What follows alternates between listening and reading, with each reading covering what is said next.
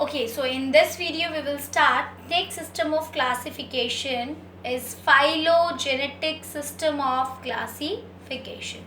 Phylo जहाँ पे भी term आता है, you need to know this is related with the evolution. Already you have studied in the 10th standard also the evolution. So what is evolution? Already known now. So evolution is we can say that a progress or we can say changement. सो किसी भी organism के past के बारे में यानी fossil record से हमें पता चल सकता है.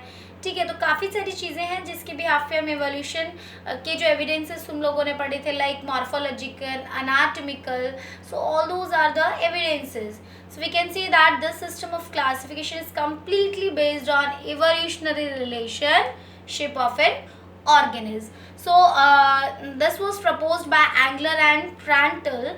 And this concept was taken by him from Darwin's book. You already known कि Darwin जो है natural selection के लिए जाने जाते हैं.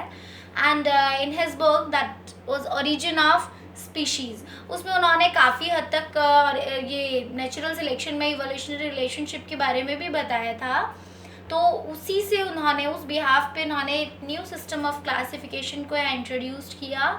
सो Engler and Prantl given this system of classification. But if we take कि क्या क्या चीज़ें इसमें अच्छी हैं और क्या ख़राब है, तो काफ़ी कह सकते हो बहुत ज़्यादा इम्प्रूव नहीं रहा. बिकॉज यहाँ पे it is less practicable. I already written it, क्योंकि प्रैक्टिकबल नहीं था इतना. लाइक नेचुरल सिस्टम काफ़ी प्रैक्टिकबल है. हम उसके प्रेजेंट टाइम के फीचर्स को अगर देखें और वहाँ पे अगर हम देखते हैं morphological, anatomical, rest of characteristics, तो काफ़ी इजी हो जाता है और प्रैक्टिकेबल भी है. हम उसको इजीली बता सकते हैं कि क्या क्या चीज़ें हमें शोन हो रही हैं. बट वहीं पे अगर हम बात करते हैं किसके बारे में, फाइलोजेनेटिक के बारे में, तो इतना प्रैक्टिकेबल नहीं है क्योंकि दोनों चीज़ें दिख रही हैं, पुराने कुछ कैरेक्टरिस्टिक्स भी और एडवांस्ड कैरेक्टरिस्टिक्स यानी जो न्यू बाद में आए हैं. ऑब्वियसली इवोल्यूशन हुआ है तो. एंड फॉसिल रिकॉर्ड हमेशा अवेलेबल नहीं होता जिससे कि हम किसी भी ऑर्गेनिज्म के बारे में जान सकें. तो इस बेसिस पे क्लासिफिकेशन कम्प्लीटली दे पाना आसान नहीं होता. इसीलिए इसकी ड्रॉबैक भी रहे कहीं ना कहीं. ठीक है, क्योंकि कम्प्लीटली इवोल्यूशन पर बेस्ड था. Now we will take next is phenetic classification of system. इसमें थोड़ी सी और चीज़ें इंक्लूड कर दी गई. तो चलो अब हम देखते हैं next classification system. Okay, so this phonetic classification of system is under phylogenetic classification. So I have written here system of phylogenetic classification जो हमने अभी पढ़ा था, which is completely based on similarities and dissimilarities of characteristics present in the present day organism without searching for evolution. That is important thing. बिना किसी भी पुराने characteristic के बारे में जाने हम सिर्फ किसके बारे में बात करेंगे, जो प्रेजेंटली किसी भी ऑर्गेनिज्म में कैरेक्टरिस्टिक्स हैं और उसको अगर हम किसी से क्या कर रहे हैं, कंपेयर कर रहे हैं, तो सिमिलैरिटी एंड डिसिमिलैरिटी सिर्फ और सिर्फ प्रेजेंट टाइम के बेसिस पर ही होंगी. तो ये फेनेटिक क्लासिफिकेशन में कहा गया और जो कि फाइलोजेनेटिक के बाद ही ये आया था यानी उसी के अंडर है. और यहाँ पे कुछ अलग अलग ब्रांचेस रख दी गई इसमें. That is on different criteria थे इसमें. तो they are the 4 ABCD. These are the cytotaxonomy, chemotaxonomy, numerical and the cladistic taxonomy. We can say that modern चीज़ों को इसमें इंक्लूड कर दिया गया and on that basis these are the 4 branches. Let us take one by one all these branches. So the 4 branches, first branches is cytotaxonomy. Cyto means cell. तो हम cytological studies के बारे में बात करेंगे. That mean we are talking about the cell.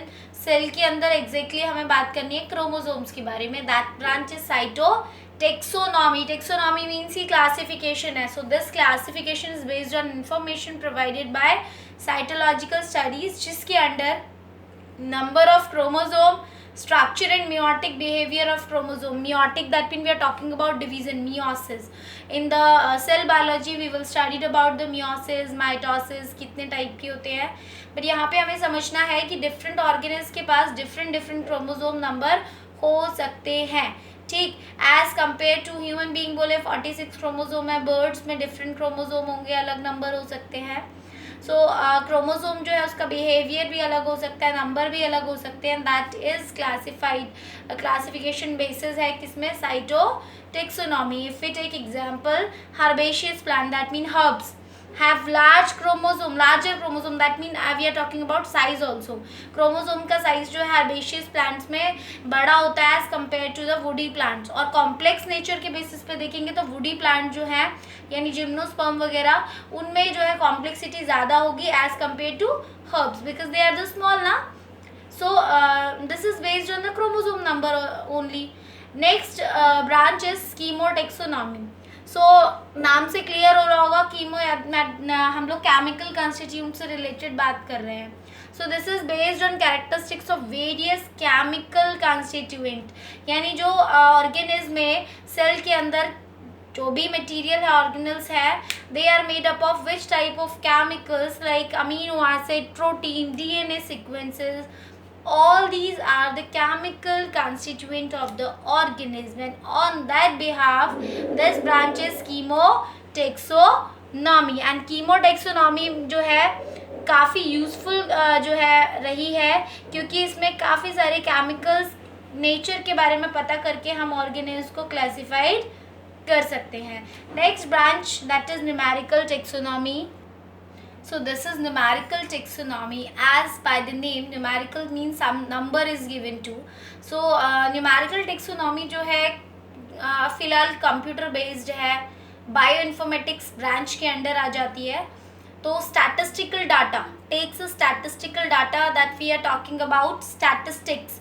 That mean एक particular data होगा, computer based होगा. If the pie chart are form or the graphical representation is to be taken, all these are the statistical data on which large number of characters obtained. that mean different organism जिसमें कि अलग अलग characteristics को identify किया हुआ, उन characters को यहाँ पे कंप्यूटर में नंबर और कोड दिए जाते हैं. लाइक कोई नया characteristic वहाँ पे इवॉल्व हुआ है जो भी है तो प्लस साइन दे दिया, कुछ कम दिखाई दे रहा है दैट इज माइनस, और कई बार डाटा अवेलेबल नहीं होता उस ऑर्गेनिज्म के बारे में या कोई कैरेक्टर, तो वहाँ पे सिंबल इज नॉट. ठीक, तो इस तरीके से सिंबल बेस्ड है ये, पूरी तरीके से कंप्यूटर बेस्ड है.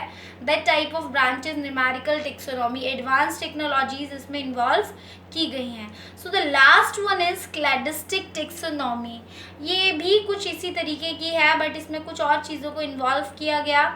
और उसके बाद फाइनली टू किंगडम क्लासिफिकेशन जहाँ से हमने स्टार्ट किया था वहाँ पे पूरी तरीके से स्टार्ट हुआ. तो ये अलग अलग सिस्टम्स थे जो हमने पढ़े हैं यहाँ पे. Okay, the last one is cladistic taxonomy. This is little bit different.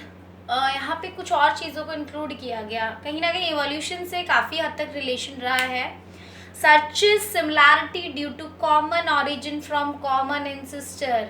यहाँ पे कुछ बेसिस क्या दिखाई दे रहे हैं, यानी कि सिमिलैरिटीज़ को सर्च ढूंढना शुरू किया क्योंकि यहाँ देखा गया कि जो कॉमन एंसेस्टर रहा है ना हमारा, यानी मिलता जुलता, जैसे हम एप्स को कहते हैं हमारा कॉमन एंसेस्टर है, पूर्वज है, तो कहीं ना कहीं हम क्यों कह रहे हैं, क्योंकि शायद हो सकता है ओरिजिन जो है जो हमारा कॉमन एंसेस्टर है उसका भी वहीं से हो ओरिजिनल, और हमारा भी वहीं से हो. तो उस तरीके से पहले तो सिमिलैरिटीज़ को सर्च किया गया और इन कैरेक्टर्स को दो पार्ट्स में डिवाइड किया. One is ancestral and second one is derived. Ancestral characters जो है यानी कि वो कैरेक्टर है जो कि बेसिक बॉडी डिज़ाइन पर बेस्ड है, जो कि प्रेजेंट में पूरे ग्रुप में वैसे ही बेसिक बॉडी डिज़ाइन दिखाई दे रही है. दैट इज एंसेस्ट्रल, क्योंकि वो एंसेस्टर्स में भी ऐसी रही होगी और अब पूरे ग्रुप में ऐसी दिखाई दे रही है. दूसरा मैंने कहा डिराइव्ड कैरेक्टर्स, यानी कि वो कैरेक्टर्स जिनका स्ट्रक्चर और फंक्शन बिल्कुल डिफरेंट हो किससे, एंसेस्ट्रल से. तो इस तरीके से दो कैरेक्टर्स को यहाँ पे रखा जिसके बेसिस पे सिमिलैरिटी ढूंढने की कोशिश की जा रही है. और फिर अरेंज किया गया ऑर्गेनिज्म को किस बेसिस पे, on the basis of their shared similar और डिराइव्ड कैरेक्टर, यानी कि जो कैरेक्टरिस्टिक्स दिखाई दे रहे हैं बट वो बिल्कुल डिफरेंट है किससे, एंसेस्ट्रल कैरेक्टर से. और इस तरीके से जब हम ऑर्गेनिज्म को डिवाइड करना स्टार्ट करते हैं तो they form a phylogenetic tree. That mean एक ब्रांच फॉर्म हो जाती है पूरी तरीके से, और वो जो एक ट्री फॉर्म हुआ है यानी कि सेपरेट करने का इस तरीके से, that is known as cladogram. तो क्लैडोग्राम एक टर्म कई बार आ जाता है, तो यू नीड टू नो कि क्लैडोग्राम क्या है।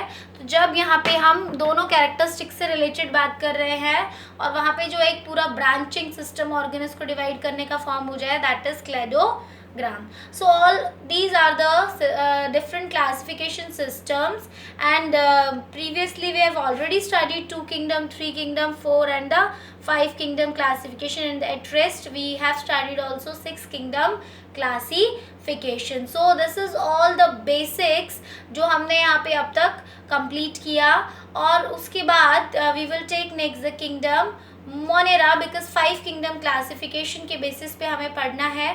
तो first kingdom is Monera, which is very simple but having different complex functions. Okay.